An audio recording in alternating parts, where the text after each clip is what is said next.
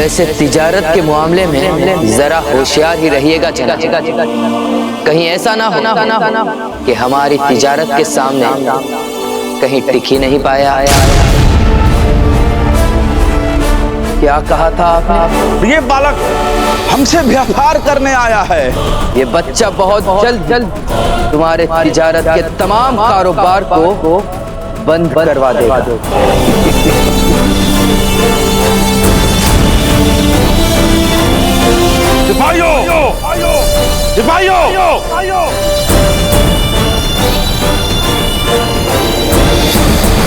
सिपाही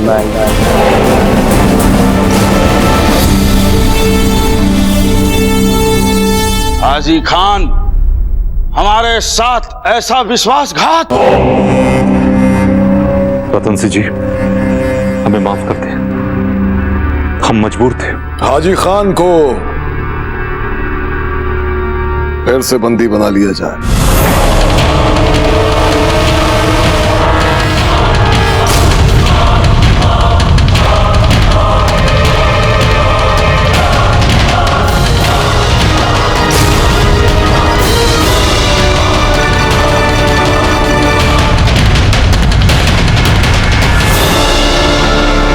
चलिए शहंशाह, कब्जे की बाकी की कार्रवाई हमारी फौज पूरी कर लेगी।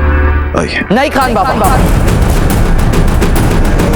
हम चाहते हैं कि ये बेवकूफ हमारे सामने अपना सर झुकाए।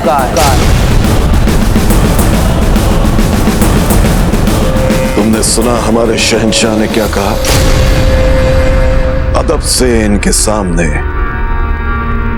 अपना सर झुकाओ। रतन सिंह का सर किसी मुगल के सामने कभी भी नहीं झुक सकता बैरम खान। हम सच्चे राजपूत हैं। सच्चे राजपूत?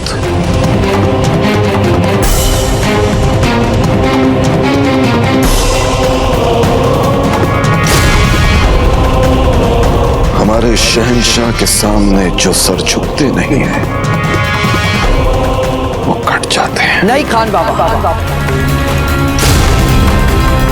इसका सर तो हम झुका कर ही रहेगा, ताकि इसे मरने से पहले कम से कम इतना एहसास तो हो कि जिसका ये बच्चा कहकर बड़े चाव से मजाक उड़ा रहे थे, हंस रहे, उस बच्चे में ताकत कितनी है।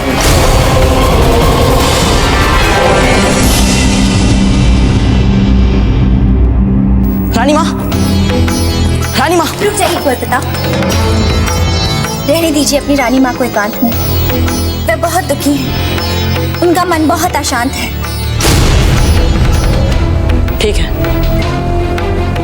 हम कुछ नहीं बोल रहे रानी माँ से। और आप हमें बताइए मंजली माँ कि अजब दे चुपचाप यहाँ से चली गई, आपने उन्हें जाने कैसे दिया? मानते हम कि वो थोड़ी भाविक है, हठी स्वभाव की, पर आप लोगों को उन्हें जाने नहीं देना चाहिए था। अतिथि थी वो हमारी, आप लोगों को रोकना चाहिए था। रोकना चाहिए था? अर्थात आपको पता ही नहीं क्या हुआ था? बताइए मंजली माँ, क्या हुआ था यहाँ? नहीं, हम आपको नहीं बता सकते, हमसे कुछ गलत हो जाएगा। आप जाके अपनी रानी माँ से बात कीजिए, वही ऐसी बातें ढंग से बता सकती हैं। मंजली माँ, हम आपसे एक साधारण सी बात पूछ रहे हैं कि आप सबने अजब देखो क्यों नहीं रोका, और आप एक ही पहेलियां बुझा रही है। बताइए मंजली माँ, क्या हुआ था यहाँ? हुआ ठीक उसका उल्टा। अर्थात अजब दे तो रुकना चाहती थी हम फलदान और विवाह तक, किंतु अभी फूलों को और प्रताप का फलदान तक नहीं हुआ। ये कैसे हो सकता है कि हम सम्मिलित ही ना? सबसे मिल मिलकर विनती मांग रही थी। हमने तो कोई अपराध नहीं किया, ना ही हमने कोई पाप किया, फिर हम सब लोग ऐसे क्यों कर रहे हैं? परंतु किसी ने उनकी बात ना सुनी। सब तो यही चाहते थे वे तुरंत यहाँ से चली जाए। अजब दे का सामान बंधवाइए, अब वो यहाँ नहीं रहे। चले जाइए यहाँ से, निकल जाइए अजब दे।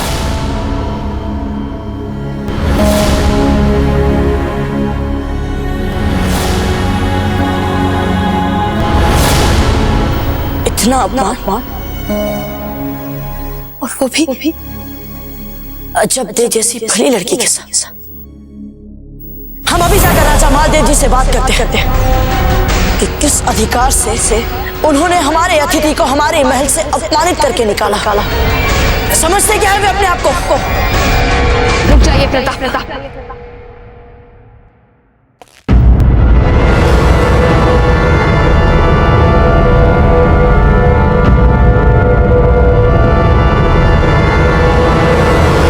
रानी माँ, आप जानती हैं यहाँ महल में क्या हुआ है?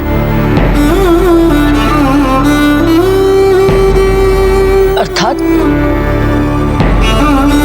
आप जानती थी यहाँ पर क्या अन्याय हो रहा है,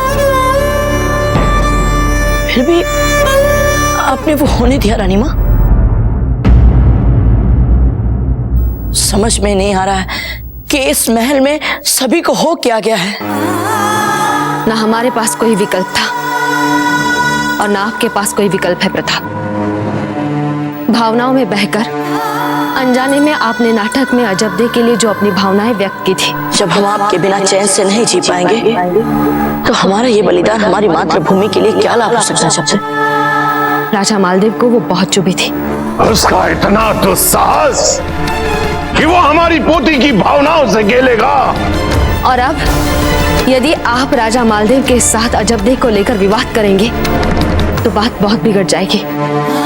और अब यदि आपने राजा मालदेव के साथ विवाद कर लिया तो इसका दुष्परिणाम केवल हमें ही नहीं, सारे मेवाड़ को भुगतना पड़ेगा। वो जो हमने, राणा जी ने, अजबदे ने और विशेषकर आपने अपनी अपनी भावनाओं के बलिदान किए हैं, उस सब पर पानी फिर जाएगा। जिस राजपुताने को मुगलों के विरुद्ध सुदृढ़ बनाने के लिए हम सब ने इतना कुछ किया है, उस राजपुताने में लाशें बिछ जाएंगी प्रताप।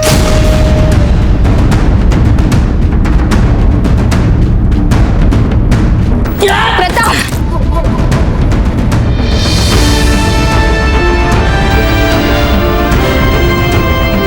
हम बिजोलिया जा रहे हैं क्योंकि जो अपमान अजबदे का हुआ है यहाँ रानी माँ, उस अपमान से केवल अजबदे को ही नहीं, उसके पूरे परिवार के मान सम्मान को ठेस पहुंची है। वर्षों से चली आ रही मेवाड़ और बिजोलिया की मैत्री को ठेस पहुंची है। और इसके लिए हम स्वयं बिजोलिया जाकर उन सभी से क्षमा मांगेंगे। अब इसके लिए हमें कोई नहीं रोक सकता, मारवाड़ के राजा भी नहीं।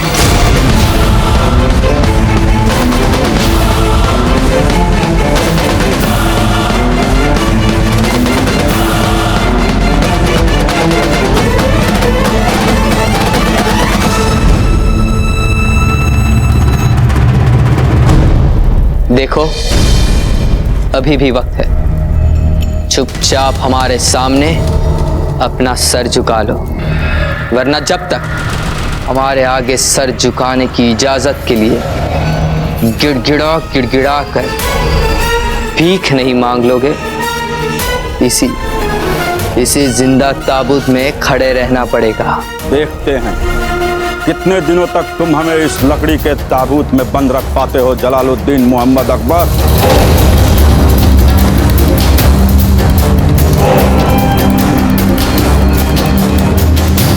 जैसी आपकी मर्जी।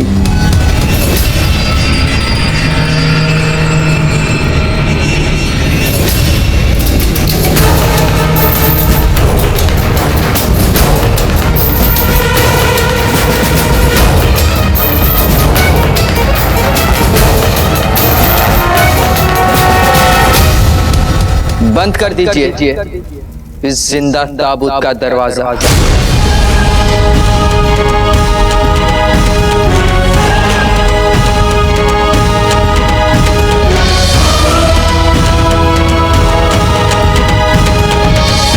जब इनका सर हमारे आगे हमेशा हमेशा के लिए झुकने के लिए तैयार हो जाए। खोल दीजिएगा इनका।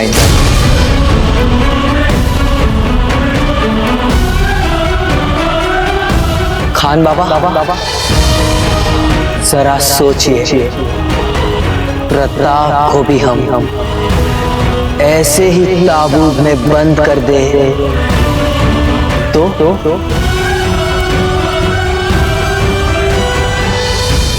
जिस रफ्तार से हम जा रहे हैं शहंशाह,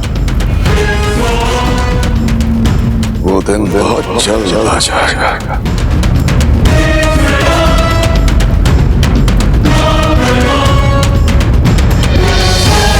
चलिए खान बाबा, चलिए।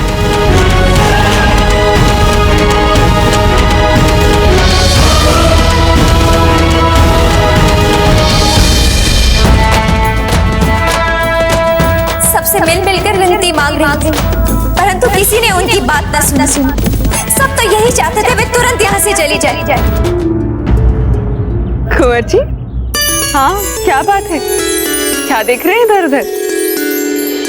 अच्छा, आप अपनी बहन अजब को ढूंढ रहे हैं। आपको उनकी बहुत याद आती है, हमें भी उनकी बहुत याद आती है, किंतु चिंता मत कीजिए, बहुत जल्दी कुंवर प्रताप की शादी होने वाली है, फिर हम सब जाएंगे मेवाड़।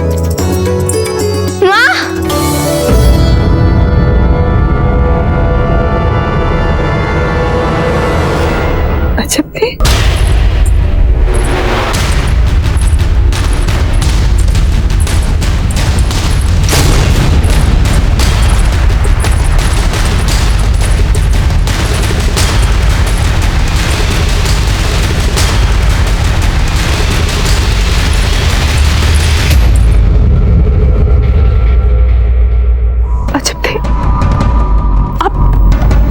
यहाँ अचानक कैसे?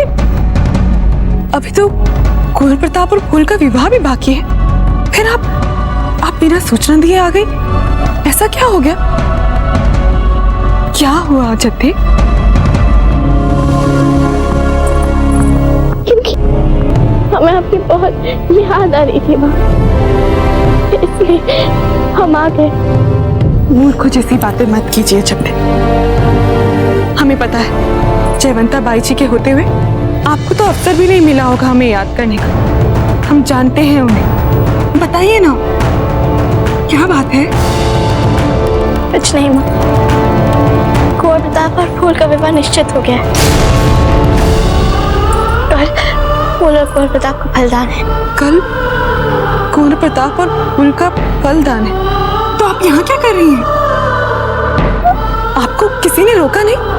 आपको सब लोगों ने आने कैसे दिया? सब लोगों को छोड़िए, फूल उसने आपको आने कैसे दिया? उसने रोका नहीं आपको?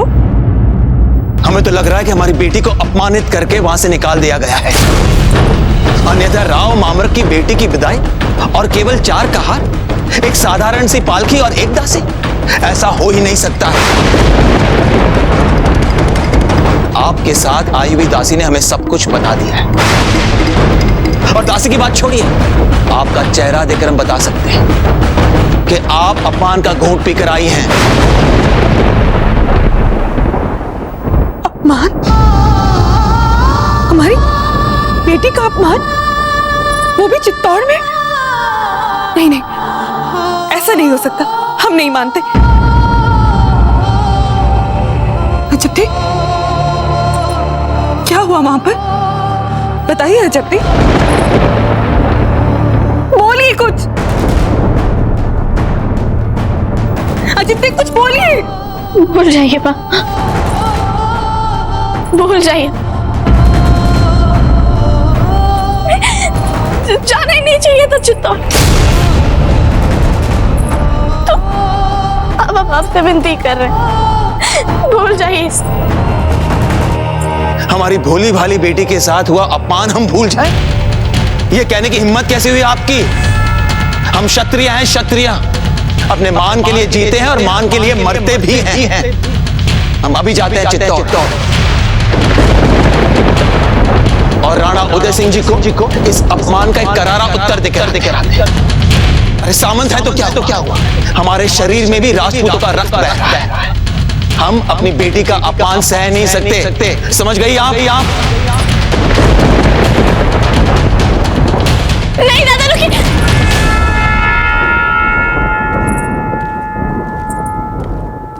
मत रोकिए उन्हें।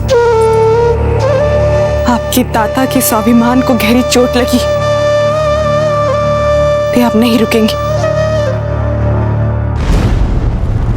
अवश्य आप लोगों से कोई भूल हुई है। राणा उदय सिंह जी के खेमे के पास वीर भाई जी की पायल मिली। कुछ सिद्ध नहीं होता इससे। राज राणा जी, हम किसी पर कोई आरोप नहीं लगा रहे हैं। बस वो पायल मिली है और हमारे सिपाही भी कहते हैं कि उन्होंने वीर भाई जी को इधर आते हुए देखा है। तो मन की शांति के लिए यूं ही एक बार चलकर देखने में क्या हानि है। ठीक है, देख लेते हैं वहां भी, किंतु हमारा दृढ़ विश्वास है कि आपका संदेह निराधार निकलेगा। देख लीजिएगा। चलिए जी।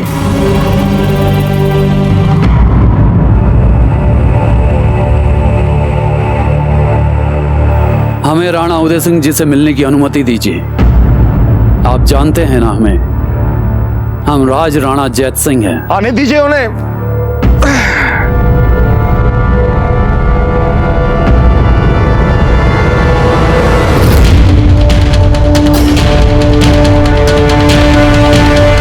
वीर भाई यहीं कहीं है, ढूंढो उसको।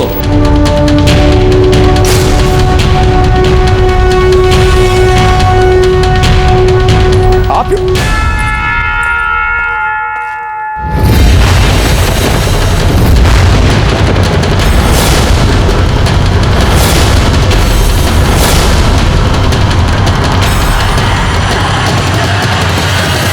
राणा जी, हमने आपको मान दिया, आपका सम्मान किया, और आपने ये किया हमारे साथ। क्यों राणा जी? इसलिए कि हम आपकी तरह राजा नहीं हैं, इस सामान्य से सामंत हैं हम, इसलिए। नहीं जय सिंह जी, जो आप सोच रहे हैं ऐसा कुछ नहीं हुआ है। हमें तो कुछ देर पहले तक ये नहीं पता था कि ये हमारे खेमे में है। अभी हमें पता चला है कि हमारे खेमे में थी। पूछिए इनसे। अरे बताइए अपने दाता को कि सच क्या है। बोलिए वो हम सिपाहियों से बचते बचाते यहाँ भागते हुए आ गए।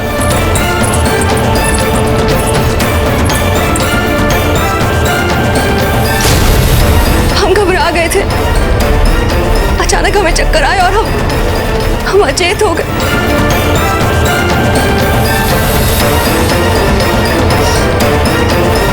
राणा जी से ही कह रहे, इन्हें इस बारे में कुछ नहीं पता है।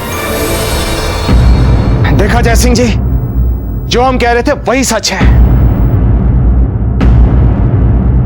अब आप इस सब को भूल जाइए और इन्हें अपने महल लेकर जाइए। और आपसे भी हम एक बात कहना चाहेंगे। हम नहीं जानते कि आप अपने घर से क्यों भागी थी, किंतु जैसे आपके दाता कहते हैं आपको वैसा ही करना चाहिए। लेके जाइए इन्हें। बेटी, आपकी ये छोटी सी भूल हमारे लिए बहुत बड़ा अभिशाप बन जाएगी। हमें अपनी मर्यादा, मान सम्मान की रक्षा करनी ही होगी। राणा जी, इस प्रकार ये हमारे साथ वापस महल में नहीं जा सकती।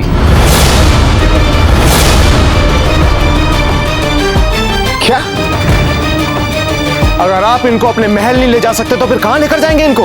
राणा जी, इन सारे सैनिकों ने देखा है, हमारे साथ ढूंढने निकले इन सारे गांव वालों ने देखा है, इन सब ने देखा है कि हमारी बेटी सारी रात आपके साथ आपके खेमे में रही है। परंतु जय सिंह जी, इनकी नजरों में तो हमारी इज्जत मिट्टी में मिल गई ना राणा जी।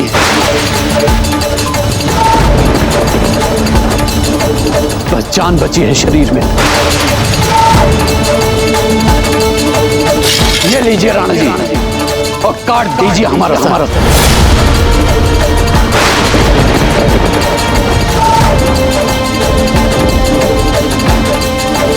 सावधान! मेवाड़ के राजकुमार कुंवर प्रताप सिंह पधार रहे हैं।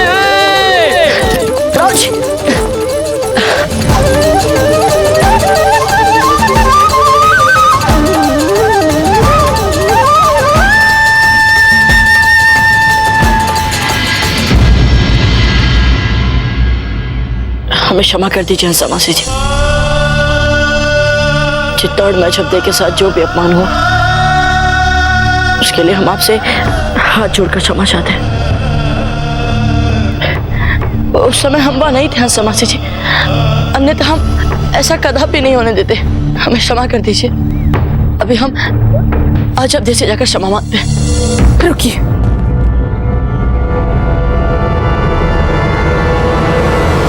आप महल में प्रवेश नहीं कर सकते। मासी जी, हाँ, हम आपको अजब देश से मिलने नहीं दे सकते। अरे मासी जी, हम स्वीकार कर रहे हैं ना अपनी भूल। मासी जी, बस एक बार हमें अजब देश से मिलने दीजिए। हम उनसे क्षमा मांगना है, नहीं तो जीवन भर हम इस अपराध बोझ से बाहर नहीं आ पाएंगे। कुंवर प्रताप, हमने आपसे कह दिया ना, हम नहीं मिलने दे सकते अजब देश से आपको। हंसा मासी जी, अच्छा यदि आप हमें भीतर जाने नहीं दे रही हैं तो आप राव मामर जी को बाहर बुलाइए। उनकी पुत्री के अपमान से जो उनके मान सम्मान को ठेस पहुंची है, उसके लिए हमें उनसे क्षमा मांगना है मासी जी। हमें बहुत देर कर दी कुंवर प्रताप आपने। राव जी तो कल रात ही चित्तौड़ के लिए निकल गए। संभव था अब तक तो वो चित्तौड़ पहुंच भी गए हों। क्या? हाँ, अनर्थ हो गया कुंवर प्रताप। अजब पे के अपमान को राव जी ने अपना अपमान मान लिया है, बिजौलिया का अपमान मान लिया है।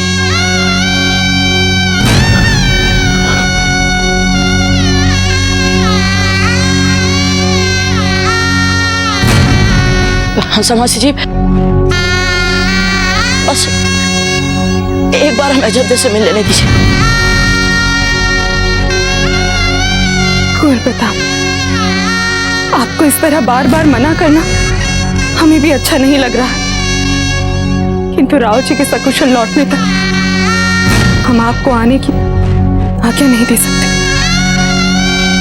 हमारी बेटी ने पहले ही मन पर बहुत घाव सहे, हम उसे और दुखी नहीं देख सकते। आपसे विनती है, यदि हो सके तो मेवाड़ और बिचौलिया के संबंधों को और बिगड़ने से बचा लीजिए।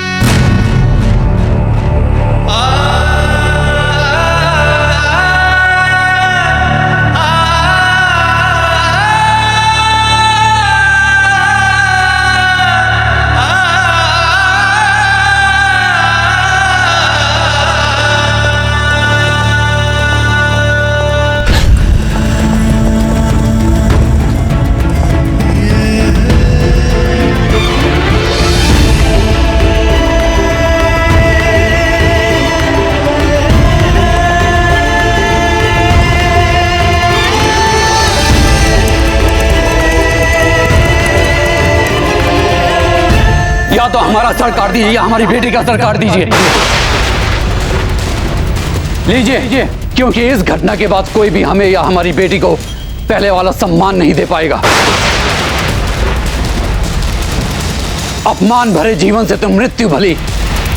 मार दीजिए हमें राणा जी, मार दीजिए।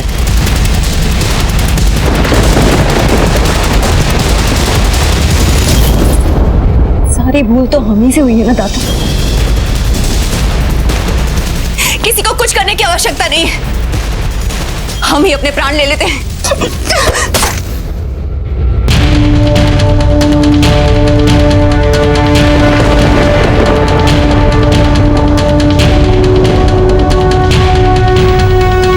किसी को भी अपने प्राण देने की कोई आवश्यकता नहीं है। जय सिंह जी, बात आपके मान सम्मान और मर्यादा की है ना, ठीक है। आपकी पुत्री से विवाह कर हम आपके मान को बचाएंगे। राणा जी,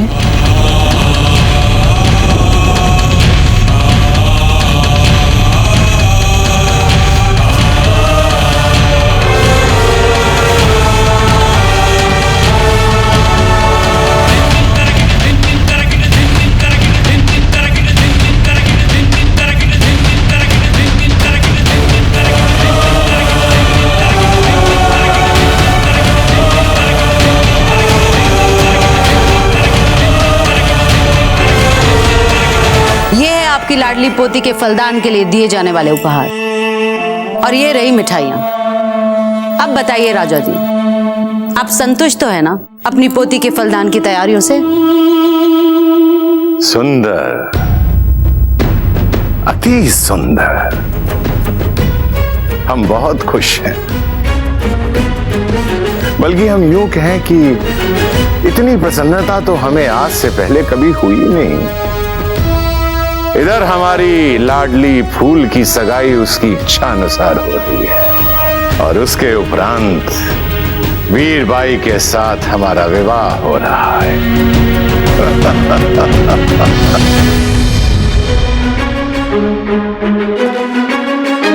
क्यों, आपको प्रसन्नता नहीं हुई? अपने पति की ही प्रसन्नता में आपको भी प्रसन्न होना चाहिए। यही पतिव्रत धर्म होता है एक क्षत्राणी का। नहीं नहीं राजा जी, हम बहुत प्रसन्न हैं। हमें पूरा विश्वास है कि वो आपको सुख देंगी।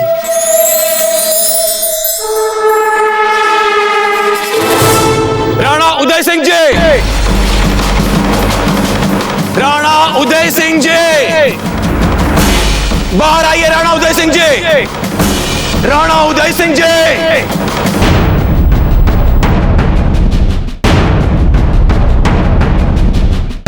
राणा उदय सिंह जी,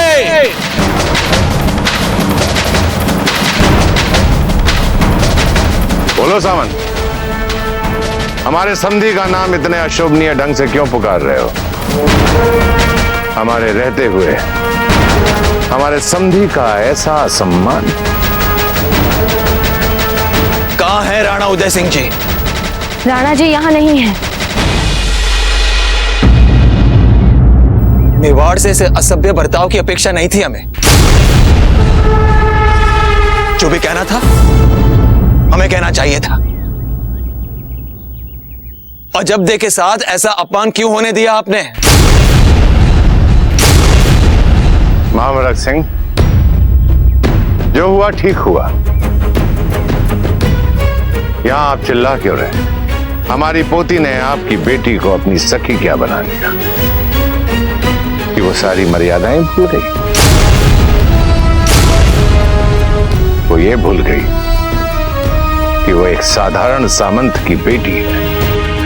व्यर्थ में इतना उत्तेजित होने की आवश्यकता नहीं है। हमने मात्र उसके सही स्थान पर उसे भेजा। राजा मालदेव जी,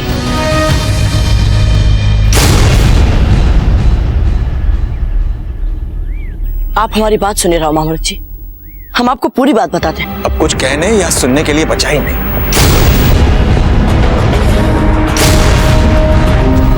ऐसी औपचारिकता और सभ्यता का दिखावा मत कीजिए। और आप अब कह रहे हैं ये सब तो तब कहना चाहिए था जब अजबदे को इस महल के बाहर धक्के मार के निकाला गया। उस समय क्यों कुछ नहीं बोले आप? उस समय कोई क्यों कुछ नहीं बोला? मामरक जी, हम मानते हैं कि हमसे भूल हो गई, पर हमारी पूरी बात सुन लीजिए। क्यों सुने हम आपकी कोई बात?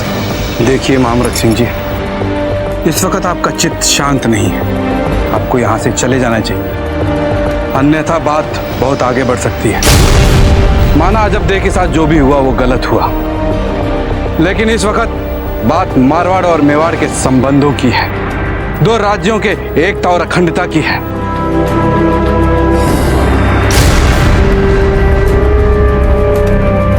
जयवंताबाई जी, आप तो हंसाबाई जी की सहेली हैं। वो आपको अपनी बड़ी बहन मानती हैं, और आपकी आंखों के सामने अजबदे का ऐसा अपमान हुआ।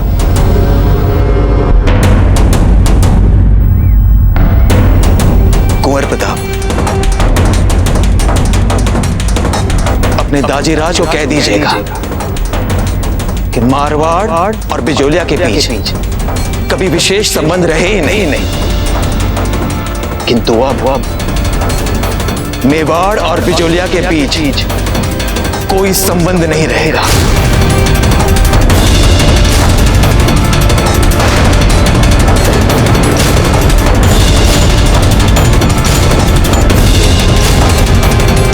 ये बात कह दीजिएगा अपने ताजे राज को।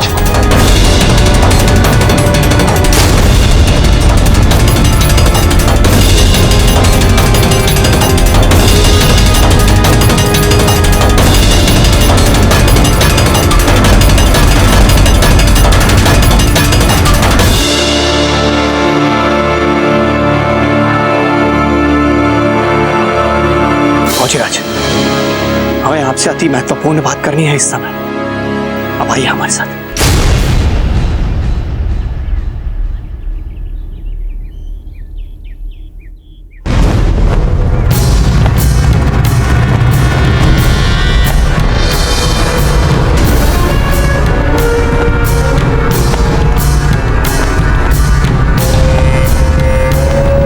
हमारी समझ में नहीं आता शहंशाह, इतनी मेहनत और मशक्कत के बाद हमने अजमेर के इस किले पर कब्जा किया, यहाँ की रियासत को फतेह किया, अपना मुगलिया परचम फहराया, और आप खुद अपना परचम निकलवाकर उनका वही पुराना अजमेर का परचम लगवा रहे हैं। क्यों?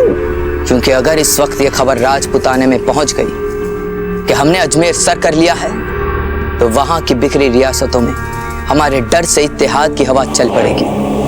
सभी हमारे खिलाफ एक दूसरे से गले मिलने लग जाएंगे, राजपुताने में एकता बढ़ जाएगी, और हम नहीं चाहते खान बाबा कैसा हो। हमें खामोशी के साथ राजपुताने की एक एक रियासत का शिकार हमें तब तक अपनी फतेह की गूंज को दबाए जब तक हम इसके आखिरी और सबसे कीमती मुकाम मेवाड़ पर अपना कब्जा ना कर ले।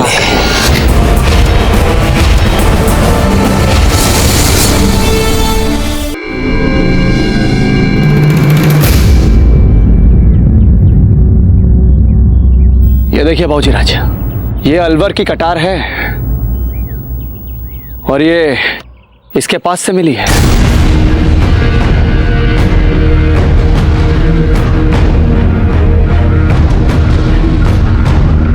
अलवर का संदेश वाहक चित्तौड़ आता है, और इससे पहले कि वो यहाँ महल में किसी से मिल पाए, किसी को अपना संदेशा दे पाए, उसे कोई चुपचाप मार देता है। यहाँ क्या कारण हो सकता है? किसने मारा है इसे? हमारे ही बीच का विश्वासघाती, देशद्रोही।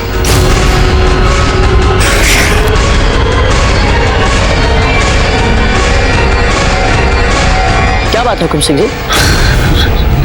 नहीं वो मैं सोच रहा था कि हमारे ही बीच का देशद्रोही, विश्वासघाती, शत्रु पक्ष का आदमी कौन हो सकता है?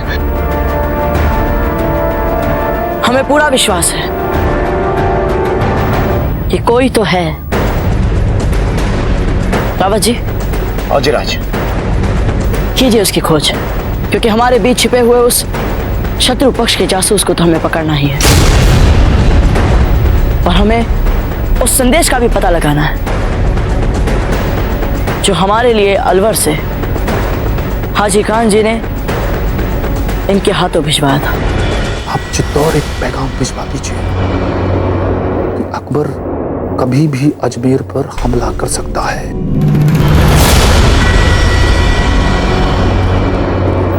हुकुम, राणा उदय सिंह जी पधार चुके हैं।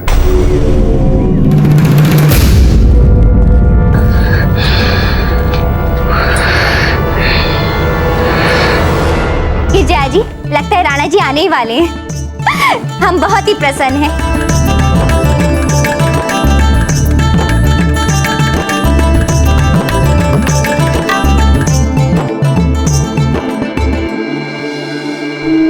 इस पालकी में कौन है जीजा?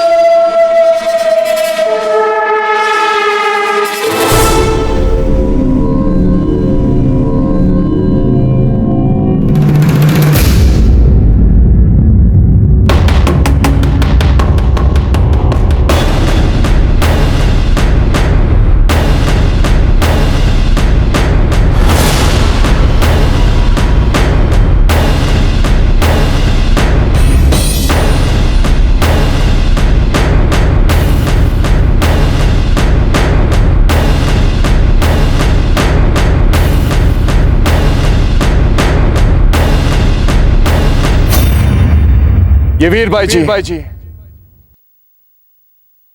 हमारी पत्नी।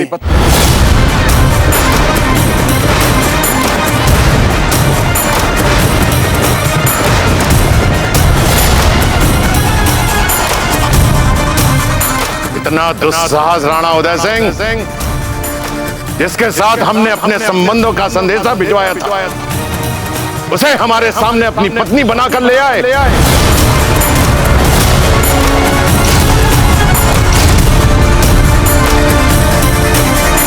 ये आप क्या कह रहे हैं राजा मालदेव जी?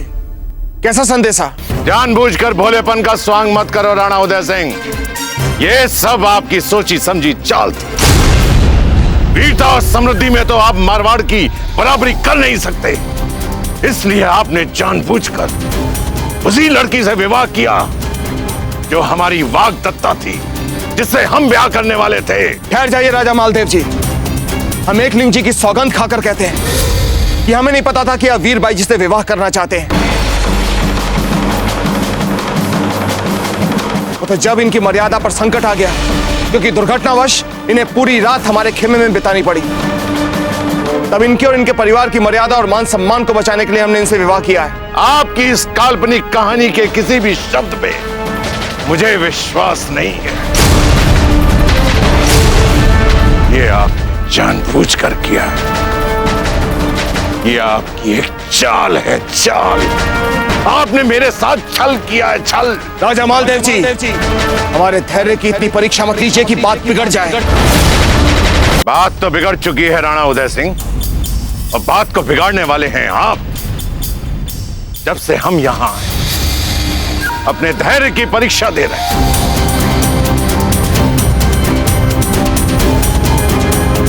सबसे पहले आपके पुत्र ने हमारे सामने एक मामूली सामंत की बेटी पे राग दिखाकर हमारी फूल को रुलाया। जब हम आपके बिना चैन से नहीं जी पाएंगे, तो हमारा ये बलिदान हमारी मातृभूमि के लिए क्या लाभ हो सकता है सबसे? और उसके बाद आपने उसी लड़की से विवाह किया जो हमारे सपने सजाने वाली। कौन किसके धैर्य की परीक्षा ले रहा है राणा उदय सिंह? कौन किसके धैर्य की परीक्षा ले रहा है? राजा मालदेव जी, आप अपनी मर्यादा लांघ रहे हैं। जो स्वयं अपने संबंधों की मर्यादाएं लांघ चुका हो, वो राजा मालदेव सिंह को नैतिकता का पाठ पढ़ा रहा है।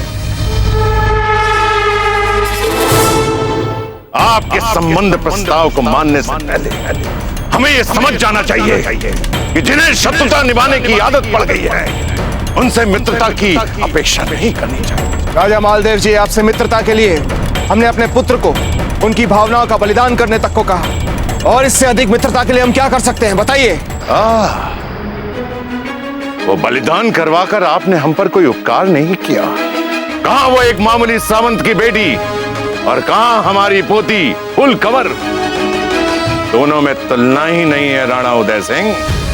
आप बार बार उस भूल को बलिदान कह कहकर हमारी भूल का अपमान मत कीजिए। देखिए, यदि आप सब बड़े हमें कुछ बोलने की आज्ञा दे, तो हम आप लोगों से एक निवेदन करना चाहते हैं कि हमें अपने मतभेदों के उपरांत भी समूचे राजपुताने के हित को भूलना नहीं चाहिए, और फूल कंवर के साथ हमारा विवाह न केवल मेवाड़ और मारवाड़ को सदा सदा के लिए निकट ला सकता है, वरन पूरे राजपुताने को मुगलों के विरुद्ध एक साथ बांध सकता है। इसलिए हम आप दोनों से फिर एक बार प्रार्थना कर रहे हैं कि कृपया आप लोग राष्ट्रहित में अपने मतभेदों को बढ़ाने का नहीं, सुलझाने का प्रयास करें। तो ठीक है राणा उदय, हम आपकी बात पर एक ही परिस्थिति में विश्वास करेंगे कि आपने यह विवाह इच्छा से नहीं किया, यह विवाह दुर्घटना से हुआ। बोलिए। छोड़ दीजिए इसे।